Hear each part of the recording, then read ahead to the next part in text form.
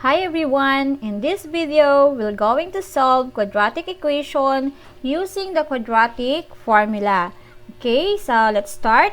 The solutions of any quadratic equation ax squared plus bx plus c equals 0 can be determined using the quadratic formula. Okay, and now this is the quadratic formula.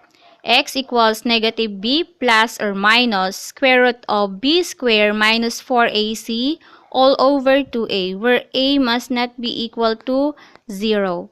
To solve any quadratic equation, ax squared plus bx plus c equals 0, using the quadratic formula, we're going to determine the values of a, b, and c, and then substitute these in the equation. Okay, let's have an example number 1. Find the solutions of the equation 2x squared plus 3x equals 27 using the quadratic formula. Then we have the step number 1. Write the equation in standard form. Okay, so our equation is 2x squared plus 3x equals 27. We write it in standard form. We're going to equate to 0.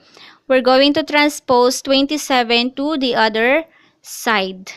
Okay, positive 27, make it negative 27, then equate to 0. So we have now 2x squared plus 3x minus 27 equals 0. So this is now is in standard form. We have ax squared plus bx plus c equals 0. Okay, and then next, let's proceed to step number 2. Determine the values of a, b, and c. A is equal to 2, then b is equal to 3, and c equals negative 27. We're going to substitute the values of a, b, and c in the quadratic formula for step number 3. Okay, so this is the formula.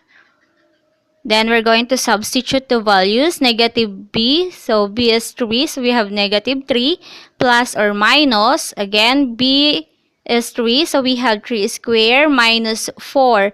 A is 2, so we have 4 times 2, and c is negative 27, so that's why we have negative 27. All over 2 times 2.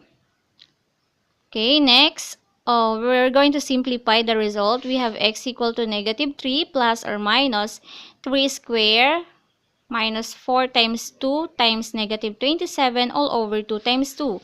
Then now we have negative 3 plus or minus 3 squared is equal to 9 plus negative 4 times 2 times negative 27 is positive 216 all over 4. Then we have x equals negative 3 plus or minus 9 plus 216 is 225 all over 4. Okay, then next we have x equals to negative 3 plus or minus 15 over 4. So there will be two solutions. First one is x equals negative 3 plus 15 over 4. And the second one is x equals negative 3 minus 15 over 4. Okay, now let's have the first one. So we're going to simplify. Negative 3 plus 15 is positive 12 over 4. So 12 divided by 4, the answer is x equals 3. Okay, so that is the first value of the equation. And the second one, we have negative 3 plus negative 15 equals negative 18 over 4. Okay, and then we're going to simplify by dividing both by 2. So, negative 18 over 4 divided by 2 over 2, it is equal to negative 18 divided by 2 is negative 9. 4 divided by 2 is 2. Therefore, we have x equals to negative 9 over 2. Okay, so the equation 2x squared plus 3x equals 27 has two solutions. The first one is x equals 3. And the other one is x equals negative 9 over 2.